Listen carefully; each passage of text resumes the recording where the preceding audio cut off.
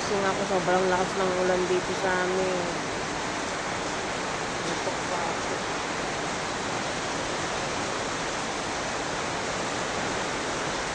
Tingnan yung lakas ng ulan.